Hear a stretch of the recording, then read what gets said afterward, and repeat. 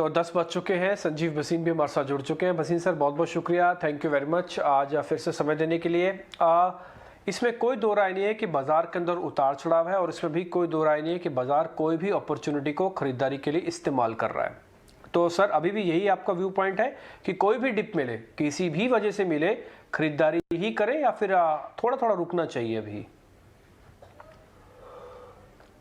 Good morning Dimpy जी। रुकेंगे तो क्या करोगे आप बताइए। कल परसों जब सोना 800 गया, आपसे खरीदा नहीं जाएगा क्योंकि घबराहट ऐसी डाल देंगे कि जंग होने वाली है।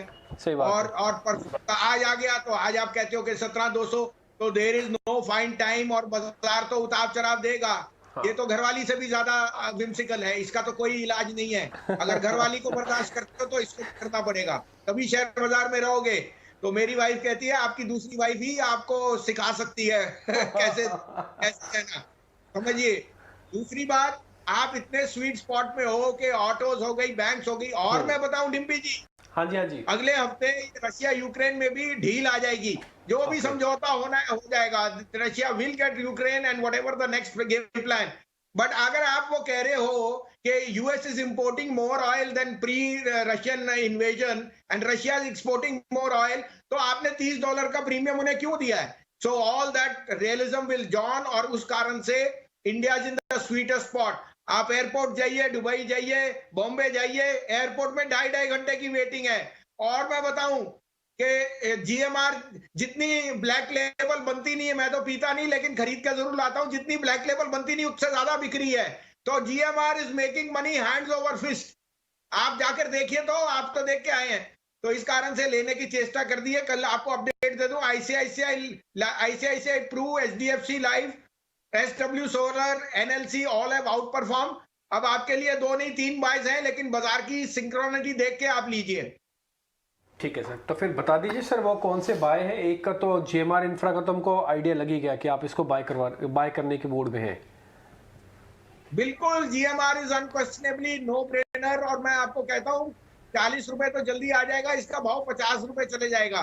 तो जीएमआर को सबसे पहले लीजिए, भाव 35-25 का स्टॉप लॉस रखिए, 40 का टारगेट। दूसरा पिक अपोलो टायर। अब अपोलो टायर 199 पे था, 202 हो गया। अब आपको अपनी प्रॉफिट लॉस देख के बाय कीजिए। और तीसरा सेल है। अगर टाटा स्टील नहीं भेज रहा रशिया, तो India is the sale is the largest exporter, उसको बहुत बड़ा फायदा है। तो अगर आपको मिले 101 में लीजिए, 110 का टारगेट, 97 का स्टॉप लॉस। मॉर्निंग भसीन जी, तो ये टायर स्टॉक्स का एक बड़ा रीजन ये भी होगा क्योंकि अगर वॉर फ्रंट पे वहां से अच्छी न्यूज आती है तो क्रूड नीचे आएगा, और अपोलो टायर स्टॉक्स हो, पेंट स्टॉक्स हो, इनमें एक अच्छा सर्ज होना चाहिए। तो क्या यहाँ से भी आपकी कोई पिक होगी?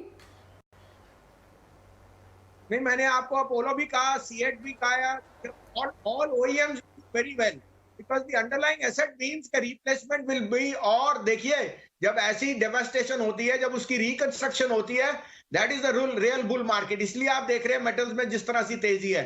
लेकिन अभी तो प्रियंका, आप ये लेके चलिए कि GMR is seeing the best traffic ever in history. आपने कभी नहीं देखा डोमेस्टिक और लोकल ट्रैवल। आप नंबर देखिए इंडिगो के और बाकियों के, और foreign airlines are chock block. तो मेरे को लगता नहीं कि कोई भी रुकावट आएगी। In fact GMR is the most reasonable price to play the India story on the reopening trade. ठीक है भसीन जी, एक बात तो आपकी बिल्कुल ठीक निकली। एक बात क्या, कई बात ठीक निकली। मैं वैसे आपको रिकॉल करा रहा हूँ कि रिलायंस इंडस्ट्रीज आपने कहा था कि अच्छा चलेगा और ऐसी कोई दिक्कत नहीं है। देखिए, आ भी गया और नई रिपोर्ट भी आई है 3200 के टारगेट के लिए। अब मेरे पास ना सर, वैसे मैं दोनों चीज़ें कर सकता हूँ, आप थोड़ा ज़्यादा मेरे को बेहतर बता पाएंगे। मैं एक ही लॉट में मतलब एक पैसा लेना लगाऊंगा अपना बाजार के अंदर। मेरे को बताइए, एचडीएफसी इस समय ज़्यादा ठीक है सर, रिलायंस ज़्यादा ठीक है? मेरे पास ना इतने पैसे नहीं है कि मैं दोनों ही खरीद लूँ, तो एक ही चीज़ खरीद सकता हूँ, बस इतना ही है मेरा प्रॉब्लम।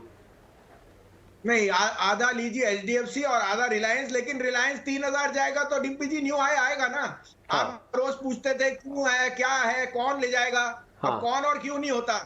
जब सबकी यहाँ 16,800 पे खरीदा नहीं जाएगा, 18,500 पे उछल के आएंगे, तो उस समय रिलायंस ही है जो आपको लेके जाएगा। तो शेयर बाजार में टाइमिंग करना बड़ा मुश्किल है। Bad news is a time to buy. और अब Reliance is telling you from the front वो क्या लीड कर रहा है। तो रिलायंस और मैं कर दूं आपको कि मिड कैप आईटी के नंबर्स देखना नेक्स्ट वीक, एम्फोसिस और परसिस्टेंट के, they will beat all expectation. Mid cap IT में जो कार्नेज आया, लेने का मौका है। कल भी फंड बाइंग हुई है, आज भी है। ये शेयर यहां से आपको 25% रिटर्न देंगे इन द नेक्स्ट 3 मंथ्स। अच्छा कि सर आपने पॉइंट छेड़ दिया खुद से ही, और नहीं तो मेरे से मिस भी हो जाता। बहुत इंपॉर्टेंट पॉइंट बताया कि इस बार अर्निंग में मिड कैप आईटी पे ध्यान रखिएगा।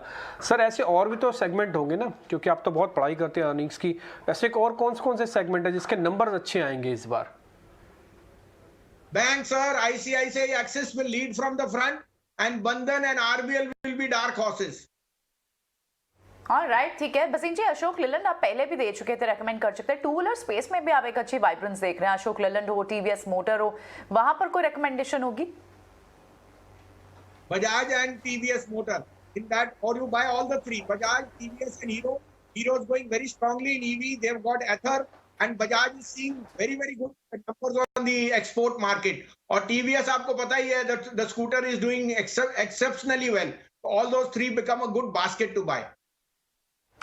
ओके बिसिन सर, बहुत बहुत शुक्रिया, थैंक यू वेरी मच। अच्छा लगा आपसे बातचीत करके। आज फिर से दोपहर में आपसे फिर मुलाकात होती है। बहुत बहुत शुक्रिया sir, thank you very much.